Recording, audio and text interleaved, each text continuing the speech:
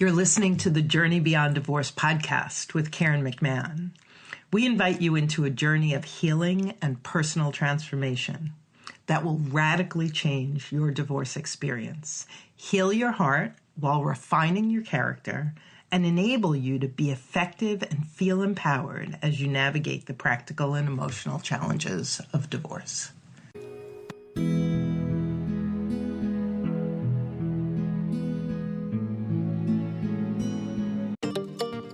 Divorce is like a foreign land, filled with unfamiliar rules and jargon, and pressure to make complex decisions that will impact the rest of your life.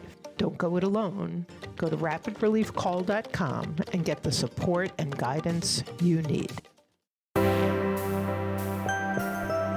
Stepping into the realm of high-conflict divorce can be daunting after years in a dysfunctional marriage that's left you feeling diminished and uncertain. In our High Conflict Divorce Demystified series, we acknowledge the emotional roller coaster you're on, facing self-doubt and fear, especially regarding your children and finances. We're here to provide empathy, education, and guidance as you navigate the maze of legal intricacies and emotional challenges ahead. So let's dive in.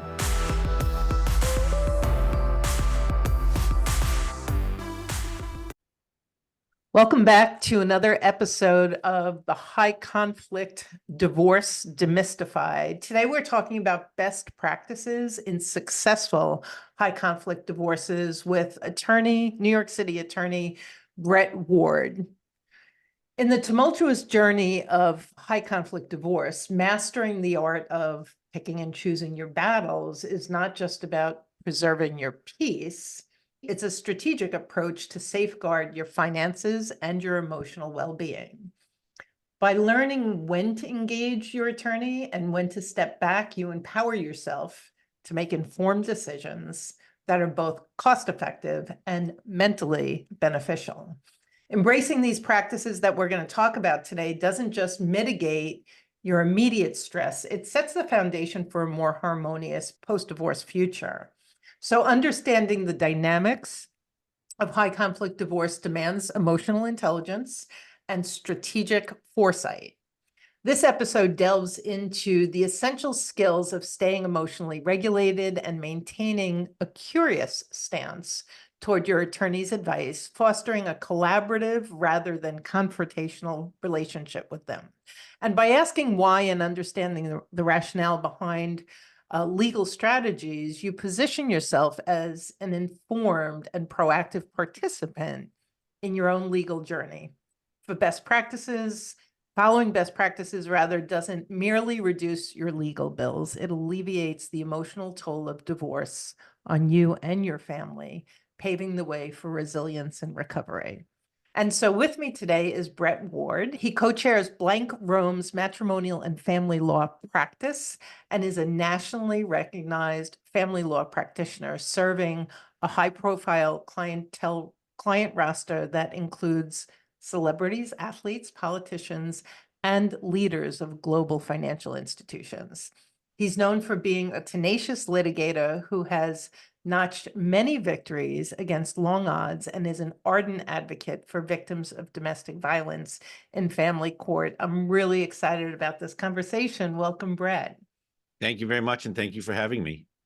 You know, we talked about what are the many different angles that we could take on today's conversation, and I love the fact that you have such a depth and breadth of experience, us to really look at across your clients, what have been some of the best practices that you've seen with them that have really benefited the whole family and the outcome? You know, I think a great place to start is the kids because they always end up caught in the middle. And so can you share a little bit about and maybe tell a story or two about what you've seen when it comes to how the parents deal with parental time and decision-making?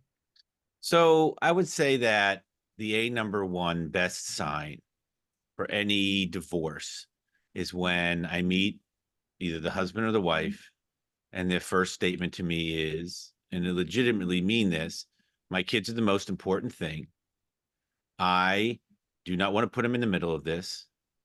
My husband, my wife loves the children. They're a good parent. We are going to have a time sharing arrangement that sometimes they'll say, people go to say numbers 50-50 time and equal time and use these words. And I really dissuade people from thinking about children as time blocks as opposed to when is it best for them to be with each parent. When they legitimately mean that and say, if you say, oh, well, you sure more time, more this, and their answer is, I don't care about money. I care about my kids. They love their father. They love me. I want the transitions to go smoothly. I want to sit next to my ex-husband or my ex-wife at their wedding. I want them to always feel comfortable with me. So we're not fighting about custody. That is the most refreshing thing. It is the biggest gift that people can give to children. It applies sometimes, even with, you have situations where I'll have mothers come to me and I'll say, what's been in the past? Well, he hasn't had that much time, but I'm perfectly okay with that. And there's another piece of this, which when I'm talking to people about custody, there's a little dirty secret about divorce, which is there's a part of it where you get a little about your independence and your life back. When you have a time sharing arrangement with children, you basically have a free babysitter every other weekend. During the week, if you work, you can stay at work late without feeling terrible that you're not going to be able to see your children. You can go and socialize with friends. You can go away for the weekend. You can go back to the gym or, the salon or whatever really is something that, when you have children, you lose a good part of your independence. And I find it really healthy. I love it when people say, I can't wait to have time to myself. And a lot of people think I'm such a bad parent to even say that. And I tell them it's incredibly healthy. And the truth is, when I have a parent who's a little bit hesitant about giving up time, I say, do me a favor, try it for a weekend. We're not going to have a custody battle after that. And a lot of people say, oh my God, I haven't had a weekend in 12 years to myself. Exactly. So, yeah, that's such a good point. I think that first weekend or two, there might be that poignant missing, but as soon as you go, wow, I can decompress, I can re-energize, there's such beauty in that. Now, are there times where you have someone who feels that way and they're really willing to, even if the other parent is difficult and demanding, that they're willing to take whatever that less is for the sake of the kids? sure. There is those special people. And sometimes I don't think that it's more of someone coming and saying, well, I've been so involved, now I'll be almost absent. That's not really the scenario. But the scenario when you have a working parent, it could be the mother or the father, and they're the more successful, they travel for work, and they're very realistic and say, hey, here's when I can do this time. And mom has, let's say the father's a traveler, mom has raised this child, done a wonderful job. They're dependent, they love her, they're dependent. When I have the time, I'm going to do it. My advice to parents who haven't spent as much time, but come in and say, I want 50% of the time, and I can tell that it's about the dynamic, not the time. I say to them this every single time. If you have 40% of the time with your child instead of 50% of the time, from a psychological perspective, that is completely insignificant. If you take 50% of the time if you get 50% of the time with your child and only spend 40% of the time with the child and you're canceling on them, that will be psychologically significant. So you need to focus on what you can do, because it's way better to be there every time than get extra time that you can't be there. Yeah, beautiful.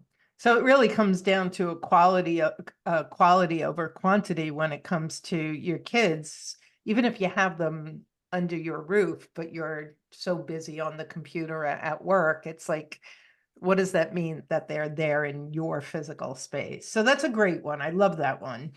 I want to add, that's true for intact families. Yes. Okay. I don't mean to jump in, but what I want to say is that some people just abandon the rules of intact families because they're getting divorced, where all of a sudden issues that when you were married were never an issue, but when you get divorced, it's a tremendous conflict and problem. You should be looking for quality of time when you're a hardworking parent. You should be looking for quality of time over quantity of time then too. Yeah. And I think your next point really speaks to that too.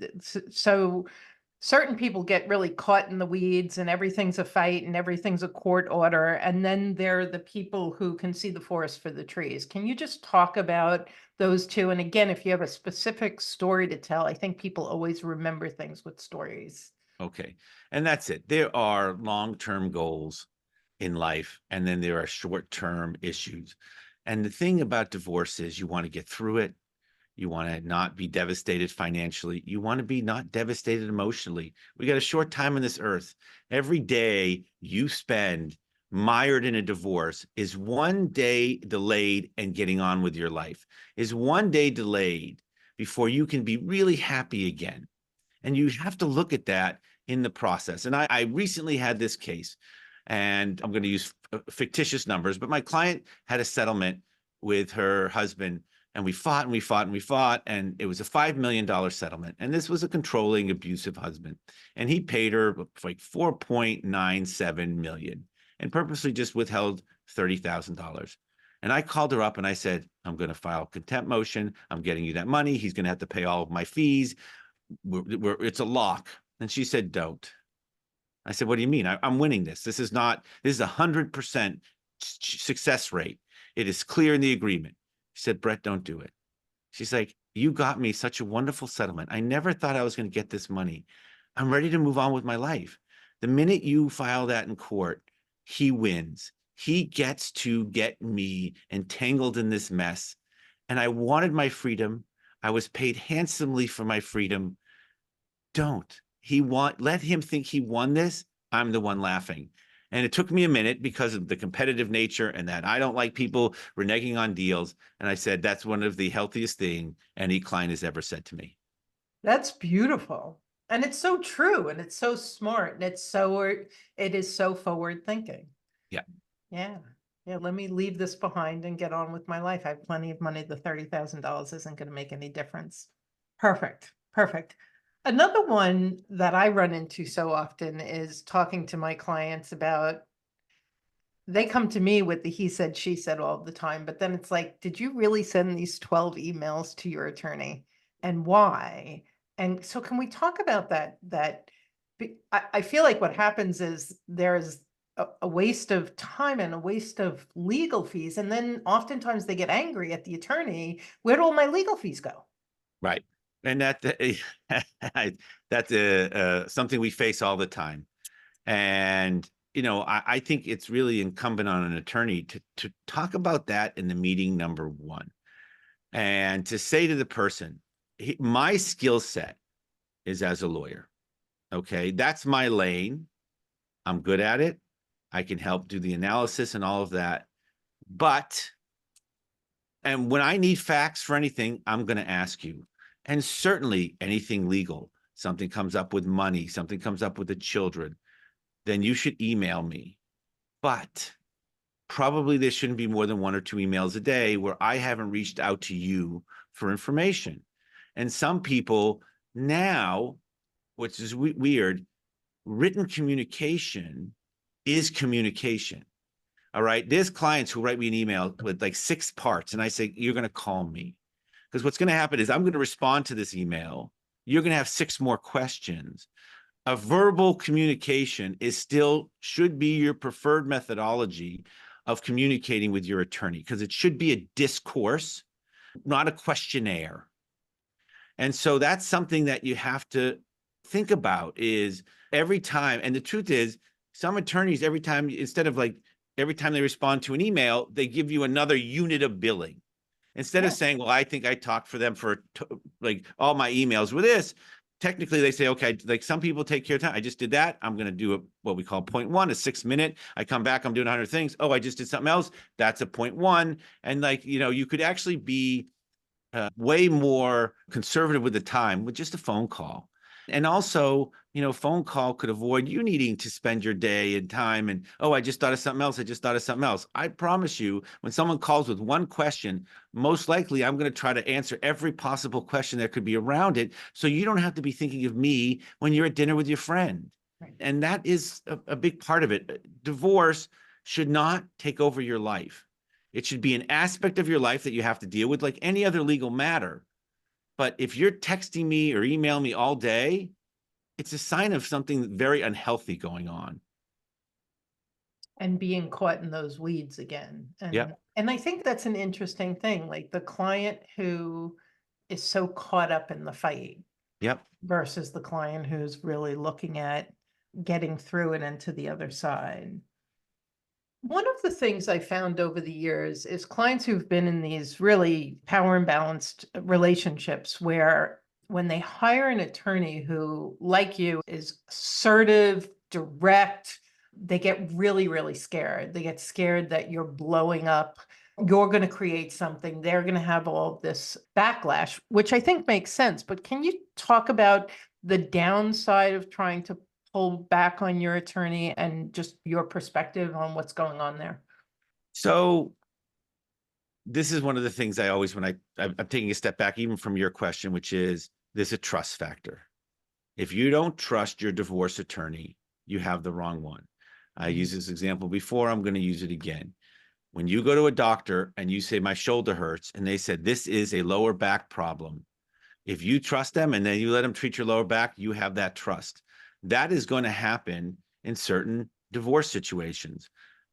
I always say to my clients, I am not the coach of this team. You are, but I'm the quarterback. So you're going to call in a play and I'm going to deliver. But you need to trust that I have the talent to deliver the play you call and how I do that.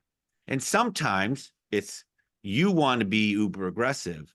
I'm telling you, calm it down. But sometimes it is you saying, try it this way. And I say, I need to wake people up here. Okay, because there's a power imbalance and I need to make that balance. And every time you say 5, they say 10, then you say 10. Well, and then you call me up 3 weeks later and say, why is it 10?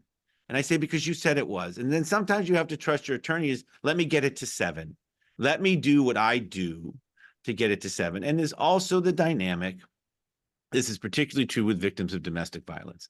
Right at the beginning of the case, they are generally afraid. Why? Because the aspect of domestic violence that they've been exposed to has told them that 1, your opinion means nothing. 2, if you ever challenge me, I'm the superior person. I will punish you. And this will be worse for you if you ever come after me, divorce me, try to get my money, I'll destroy you.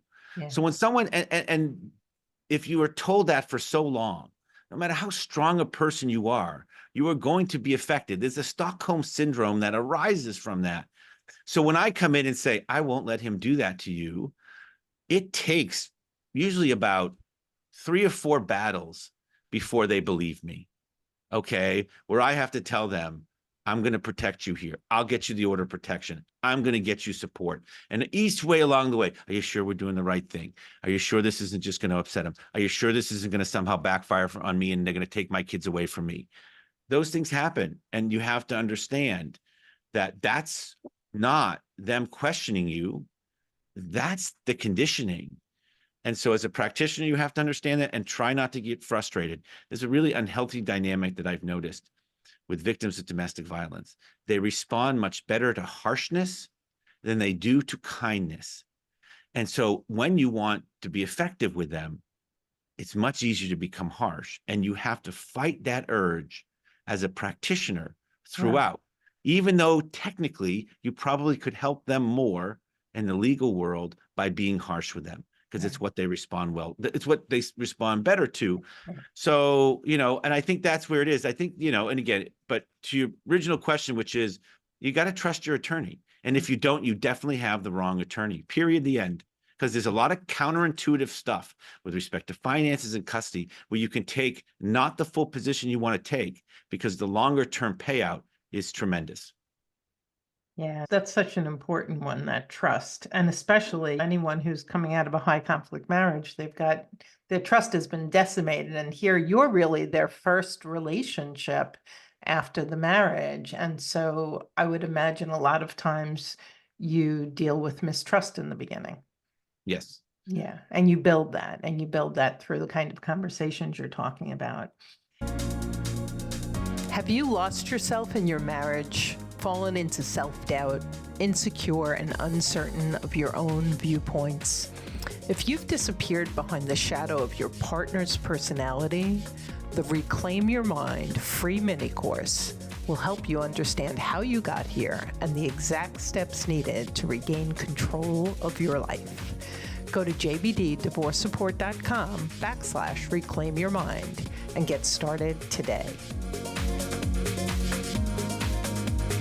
since high conflict divorce often involves so many ancillary support people, whether you're getting a custody evaluation or an attorney for the children or something with the finances, can you speak at all to um, best practices in that area? Are there any red flags or green flags that come to mind? Because I think a lot of our audience is going to find themselves investing in some of those other experts. I often tell people if I go to a nice restaurant, right, and I know a little bit about wine, but someone hands me a wine list, I always ask, do you have a sommelier here? And if they say yes, I ask the sommelier to come over and they'll talk to me about some wines. And I said, don't worry, I know about wines. And sometimes they'll ask me, then why did you call me over? And I tell them, because you're the expert in the room. And I'm not. And when you are with an expert and paying money for an expert, and then, in a restaurant, you're paying a premium for the wine, then you listen to the person who's the expert in the room. And that's it. And so if you get a financial expert, ask your questions, make sure they have all the information. But I promise you, those accountants know more about accounting than you if you're not an accountant. Mm-hmm. And sometimes I represent lawyers who like to tell me what to do. And I said, if you can do this better than me, you don't need me here. But I've been doing this over 20 years. You've been doing this for 20 minutes. Who's the expert in the room? And the same thing with mental health professionals. I always say there's two types of people in this world: people who have a therapist and people who need a therapist. Okay. And a lot of people think when they get into these emotional situations, can I have a therapist? Is it going to look bad? They're going to think I have a diagnosis. And I'm like, everybody in this system believes you should have a therapist. It actually brings judges some form of relief that there's another set of eyes on your emotional well-being. But if that psychiatrist or psychologist prescribes you medication, take it. If that psychologist or psychiatrist says, hey, you got to let go a little bit, you know what? You need to get away for a little while. They're not telling you that because they want to promote the vacation industry. They're seeing something in you with all their expertise that is going to help you in your life. And that's, like I said, wherever I am, if there's an expert, I want to listen to them because they have the wealth of experience. The same way when someone comes into my office, they better listen to me. And I will say without reservation, those clients who listen to me, but really listen to me, whether initially or even with a little coaxing, they always do 100% better than the ones I have to fight all along the way. Right, right. And what you said earlier, Brett, about trust, it seems to me that trusting your attorney is foundational because your attorney is usually going to be vetting or recommending those ancillary experts. And so you can trust them Right. as a result. And that's what I'm hearing you say is that they're the experts. Put your trust in them. They're here for a reason. They know what they're doing. And I want to add something to that. When your attorney says, hey, maybe you should seek a therapist, or hey, what would be good for you, a divorce coach? They're telling you something that they are seeing in you, which could be improved by you getting these resources in your life. They're not telling you again because they want psychiatrists to have more clients. If I send someone to a divorce coach, there's a lot of reasons, but one of them was to help someone get organized, all right, in every aspect of their life, financially, emotionally, with their children, and all of this. Well, I always say divorce coaches are the middle ground between the psychology and the law, all right? You're not either. You're the person who just helps them with their life efficiency. And so if I'm telling you that, I'm telling you, get organized. You need this help. You need this support, not because I think it's good for them, but because it helps your case.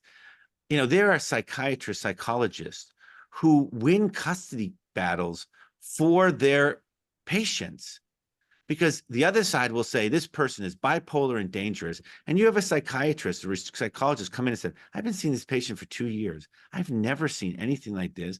They present as this, they present as this, they present as this. You think some divorce lawyer, most divorce lawyers are going to do a good cross-examination on that person?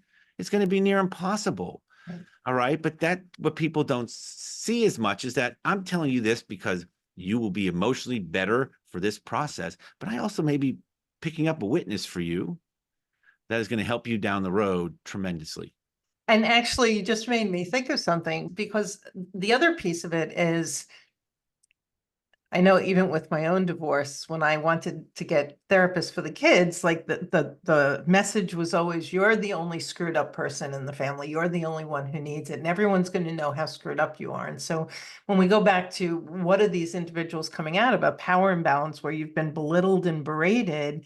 And if you have bipolar or anxiety or depression, you've been told how you're going to lose the kids because of that, or whatever the case may be. And so the thing I would love for you to touch on here is, one of my biggest messages to my clients is, your attorney does divorce Monday through Friday, 9 to 5. Your soon-to-be ex doesn't. Don't listen to him or her over your attorney. Can you share a little bit about where that comes into play? You've been listening to our podcast, Getting Educated, regulating your emotional reactions, and it's been really helpful. Yet you know you could do better, be better, and you're wanting and needing more support. That's where our coaching service is a game changer. We're here for you when you need us the most, ensuring you have all the tools and resources at your fingertips, guiding and supporting you to be more effective. Our free rapid relief call helps you gain a broader perspective, commit to your best next steps, and determine what coaching support is right for you. Visit rapidreliefcall.com to book your call today.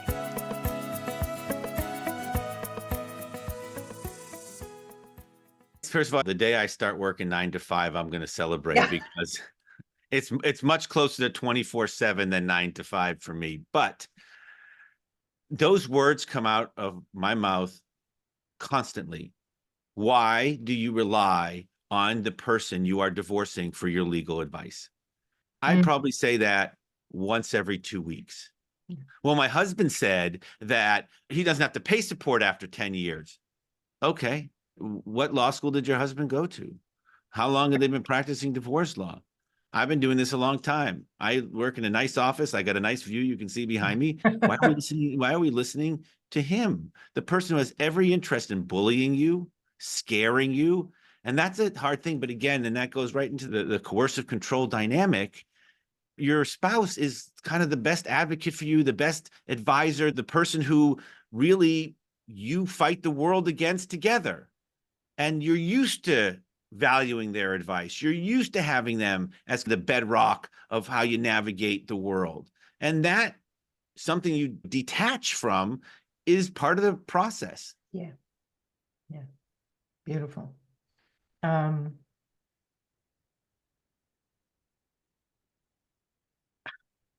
I had a question for you and it left me. So I'm going to summarize what we've talked about so far. So number one, top and most important, is keep the kids front and center. Make sure that you want to keep them out of the middle and don't get caught in the weeds. Make sure you can see the forest for the trees, see the big picture, see the future. Don't get so caught up in the tit for tat and what's going on now. Be discerning about your attorney's time. Don't share every email or every text. Don't blow all of your retainer on things that have nothing to do with legal strategy and negotiation. Your attorney is not a therapist or a psychologist, so go to the experts for what they do. Your attorney's the legal negotiating individual. Trust your attorney. If you don't trust your attorney, if you walk out and you're like, I'm going to hire him or her because they are just tough as nails and they're a bully and they're going to go up against my bully, do not do that. Make sure that you trust your attorney. And I would just say, if you've gone through years of feeling like you're not seen and heard, and I can tell the kind of attorney you are, Brett, it's like you come out of that attorney's office and he or she told you a bunch of stories, but you don't feel seen or heard. That's not a good sign. And on the other hand, if they take the time, they explain things multiple times. So make sure that trust is there. And then to your last point, you've got your attorney and your spouse. One of them is the professional and the other is not. One of them has your interest at heart and one of them does not. There you go. Yeah. So when we look at best practices, as we begin to wrap up, are there any other key factors that come into play that you want to mention to our listeners? One thing I like to say is your attorney is not your psychologist, and your psychologist is not your attorney. Too often, and your friend is not your attorney. So a lot of people call me and they get used to calling me. And I will tell people I am the highest paid, least qualified psychologist you have. Okay. I know you're sad. I don't have tools to make you not sad. I get time with your kids and I get your money, but I don't figure out how to make you happy if one of those two things doesn't. And you have to know that. I had a client many, many years ago. She was the daughter of a very, very wealthy artist. And she used to call me every Friday night, speak to me for 2 hours, talking about, just tell me I'm a good mother, tell me I'm a this. And I used to tell her, listen, you're spending this money. Now, the money meant nothing to her. I mean, it was hundreds of millions of dollars. But for most people, that's just not realistic. And it's not helpful to you. That's not my role. And you kind of have to understand that. And I can't tell you how many times people come to me and say, oh, I spoke to my boss, and my boss tells me he makes way more money than me and he pays way less support. Now, that annoys me to no end, but I have a story now that I tell people every time someone says something like that to me. I had a client, he said his boss makes triple the money and pays way less support. Well, the boss came to me 3 years later, still embroiled in a terrible, awful divorce, and he was paying triple the amount of support. I never got to go back to the first client and said, you were lied to or you were lying to me. I don't know which. But anytime someone comes and said, my best friend said this, it's the same thing we said before. Listen to the people who have the skills to advise you because of their profession. Don't mix it up. Your mother is not an objective observer of your custodial skills. So don't listen to her. Other than if it makes you feel good or she says nice things, it's good to say. But don't come to me and say, well, my mom thinks I'm the best mother. I'm sure she does. She thinks you're the best everything. That's her job. Right. But if I'm telling you, you should probably not do X, Y, or Z, I know this because what it looks in court. And I have to tell you that sometimes my job is figuring out who in this person's life is preventing them from making good decisions. It could be their mother. It could be their father. It could be their new boyfriend. It could be one of their best friends who is whispering in their ear and being a cheerleader, which is great. When you're going through a divorce, I often say, you lose your foundation. It's very, very discombobulating. What your life was, we all go through life. We go to work, we come home, we see our kids, we eat dinner, we go to bed, maybe we read a book before we go to bed, and we wake up and we do it again. And then you're divorced. The partner's not next to you. Whatever arrangement you had in terms of who takes out the garbage, who does the dishes, now you got to do everything. Your kids aren't with you all the time. You have to worry about money in places you never worried about money. And it really is disorienting. All right. And it's so important to have different people in your life to stabilize. Your old friends will be there. So that moment you go out and do something with them, it's like the old time. Your parents are there to help you. But when those people become blind cheerleaders, you should bury him. You should make sure he never sees those kids again. You need in the divorce to be strong enough to say, I appreciate your support. I appreciate what you're saying to me. And again, this is what therapists help with. This is what divorce lawyers help with. This is what divorce coaches help with. They help rebuild that foundation. Now, when you leave divorce, you're going to have a different plot of land. You just are. But the people and the professionals in the near term, while you're getting your feet back under you, can help you with that foundation. But again, use each for the right thing. The divorce lawyer shouldn't get you organized. The psychologist shouldn't be the one to give you divorce advice, and the divorce lawyer shouldn't be giving you psychological treatment. Yeah. Yeah. That's so true. And I think that the other thing that I've seen so many times is just because your neighbor or your brother or your friend's divorce looks the same, we both have two kids, we both live in the same neighborhood, like that whole concept that Every divorce is so incredibly different. And that's another place where someone's like, yeah, no, we're the same. And yet I have this, that, and the other thing, and you should fight for. And they're different. Every single one of them is so completely different. Just like every marriage is different, and every divorce and every marriage isn't what it looks like from the outside. How true is that? Yeah, we don't know what's going on behind closed doors Right. until we do. Until we do. Yeah. So thank you so much. This has been incredibly helpful. And I so appreciate your time, and you have so much experience sharing your wisdom and your guidance with our listeners. Well, thank you for having me on. It's always a pleasure. And, to have this platform for you to inform other people, it's a real gift. Thank you. And we'll be back again real soon with another episode of the High Conflict Divorce Demystified. Until then, you take care. Thanks for joining us on the Journey Beyond Divorce podcast. I hope you found guidance and encouragement to help you along your journey. If you like my podcast, please take a minute to subscribe and leave a review on iTunes. You can also visit us at jbddivorcesupport.com, where our team of coaches support both men and women through our one-on-one coaching, group programs, online courses, and free resources. Do you love podcasts? Well, I do too. Hey folks, I'm Clint Powell, and I host a number of podcasts, and I want to share a few of them with you. During the Break podcast is my legacy podcast. We talk business, politics, relationships, culture, all with interesting people. Give us a listen at duringthebreakpodcast.com.